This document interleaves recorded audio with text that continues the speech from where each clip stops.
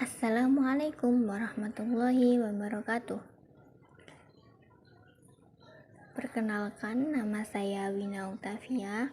Pada video kali ini saya akan membahas tentang Balaghah 2. Pada bagian ilmu bayan ada 3 subbab, yakni Balaghah majaz mursal wal majaz akli, majaz mufrad bil isti'arah, dan juga taksimul isti'arah mayyudkaru minat tarfaini.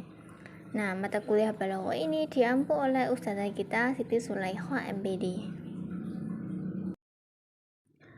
Pembahasan pertama yakni majaz akli. Majaz akli menurut Ali Jarim ialah penyandaran fiil atau kata yang menyerupainya kepada tempat penyandaran yang tidak sebenarnya karena adanya hubungan dan disertai korina yang menghalangi dipahaminya sebagai penyandaran yang hakiki. Pembagian majaz akli ini ada 6. Yang pertama sababiyah, yang kedua zamaniyah, yang ketiga makaniyah, yang keempat masdariyah, yang kelima fa'iliyah, dan yang keenam maf'uliyah. Pembagian yang pertama yakni sababiyah, penyandaran kepada sebab fi'il, yaitu penyandaran suatu perbuatan kepada penyebab langsung. Contohnya, qamidal amiru as-sariqu, pemimpin menangkap maling. Nah, pada lafadz al-amiru ini disebutkan sebagai pelaku penyebab yang menangkap maling, padahal maksud dari hal tersebut ialah polisi. Nah, di mana tugas polisi ialah menangkap maling, penjahat, dan juga tindak kriminal lainnya. Nah, amir di sini pemimpin diserupakan dengan polisi. Ini bukan makna sebenarnya. Penyandaran yang kedua yakni zamaniyah, penyandaran waktu fi'il, yaitu penyandaran suatu perbuatan kepada masa atau waktu terjadinya. Contoh, naharu aliyun jalisan, siang hari Ali duduk. Nah, dalam contoh ini disebutkan jika siang hari ini Ali hanya duduk, padahal di siang hari Ali juga melakukan aktivitas lain. Contohnya makan, minum, olahraga, ibadah, dan yang lainnya. Penyandaran yang ketiga yakni makaniyah, penyandaran tempat fi'il, yaitu penyandaran suatu perbuatan kepada tempat terjadinya. Contoh, kubun tafi'un, gelas itu tumpah.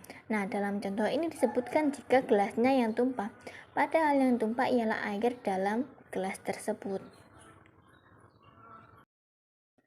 Yang keempat ialah masdariyah, penyandaran masdarnya, yaitu penyandaran suatu perbuatan kepada masdarnya. Contoh, qara'a aliyun al-Qur'ana qira'atan, Ali membaca Al-Quran 1 kali. Dalam contoh ini lafadz qara'a bermakna membaca dan masdarnya ialah lafadz qira'atan yang menjelaskan fiilnya. Nah, qira'atan ini bisa bermakna 1 kali atau juga bisa benar-benar membaca. Jadi bisa diartikan Ali membaca Al-Quran 1 kali, juga bisa diartikan Ali membaca Al-Quran dengan sebenar-benarnya. Soalnya menurut ulama Basroh, kata dasar itu berasal dari masdar. Selanjutnya yang kelima ialah fa'iliyah, penyandaran fa'il kepada maf'ulnya, yaitu penyandaran suatu perbuatan kepada fa'ilnya padahal yang dimaksud ialah maf'ulnya. Contoh, wajhuka muhibbun, wajahmu disukai banyak orang. Nah, dalam contoh ini lafadz muhibbun bermakna dicintai, sedangkan yang dimaksud ialah mahbubun yang bermakna mencintai. Namun yang disebutkan di sini ialah fa'ilnya, padahal yang dimaksud ialah maf'ulnya. Penyandaran terakhir yakni yang keenam ialah maf'uliyah, penyandaran maf'ul kepada fa'ilnya, yaitu penyandaran suatu perbuatan kepada maf'ul padahal yang dimaksud fa'ilnya. Contoh, adzahabu mabarukun, emas itu bersinar. Dalam contoh ini lafadz mabarukun bermakna menyinari, dan yang dimaksud ialah barikotun yang bermakna disinari. Nah, di sini adzahabu mabrukun. Mabrukun ini ialah isim maf'ul padahal maknanya menyinari bukan bersinar. Jadi mabrukun yang disebutkan, sementara makna yang disimpan ialah barikotun fa'ilnya. Pembahasan selanjutnya ini persamaan dan perbedaan majaz akli dan juga majaz mursal. Bersamaannya, majas akli dan majas mursal keduanya merupakan majas di mana penggunaan suatu kata bukan pada makna aslinya dan alakohnya ghairu musyabbah.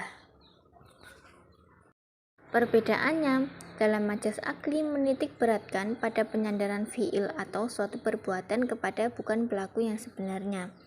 Sementara majas mursal penggunaan suatu makna kepada kata yang bukan sesungguhnya. As-sababiyah dalam majas akli menyandarkan fiil kepada pelaku yang menjadi sebab terjadinya. Sementara as-sababiyah dalam majas mursal menyebutkan suatu sebab bukan sebagai pelaku, tetapi yang dimaksud ialah akibatnya. Selanjutnya, majas isti'arah. Secara bahasa, isti'arah berasal dari kata ista'aro yasta'iru isti'aron yang berarti meminjam sesuatu. Sedangkan secara istilah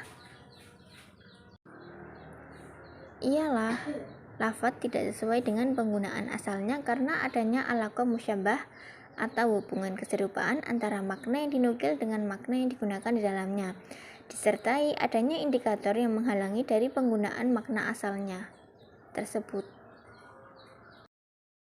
Apa saja faedah dalam majas isti'arah? Ada 3. Yang pertama, untuk memperindah ungkapan ketika berkata-kata sehingga menarik perhatian lawan bicara dengan ungkapan yang indah tersebut.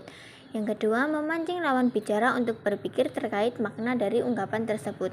Yang ketiga, terkadang menggunakan isti'arah itu bisa menekankan makna yang lebih kuat dari yang dimaksud oleh pembicara.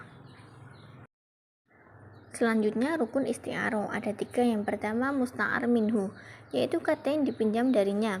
Kalau dalam tasbih ada istilah musyabbah. Nah, yang kedua musta'ar lahu, yaitu kata yang dipinjam untuknya. Dalam tasbih ada istilah musyabbah.